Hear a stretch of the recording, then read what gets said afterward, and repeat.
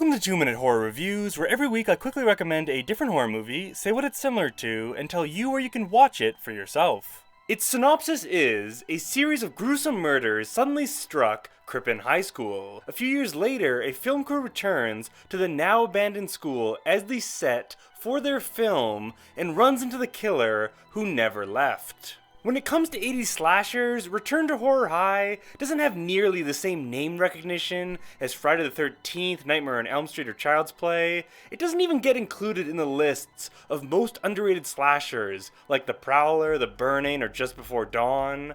Despite that, I still think it's one of my favorites from the decade. If you enjoy cheesy 80s slashers and want to watch something with buckets of blood and a ridiculous plot, Return to Horror High is your movie. It's packed to the brim with interesting tidbits. It features a young George Clooney in one of his first film roles. It has a female cop character who is the horniest, hungriest, and most insane person alive. The supporting characters are funny caricatures. The killer has a cool look. The empty high school makes for a great horror setting. It effectively switches back and forth between the fake movie and the real movie. It tricked me multiple times. And the ending was so unbelievable and out of left field, I was legitimately laughing out loud. I honestly would recommend this movie for its ending alone.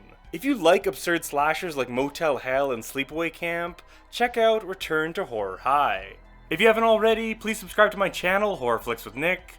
Once a week, I post early horror reviews, horror lists, commentaries, deep dives, and 2-minute recommendations for underrated horror movies you can stream on Netflix, Prime, and Shudder.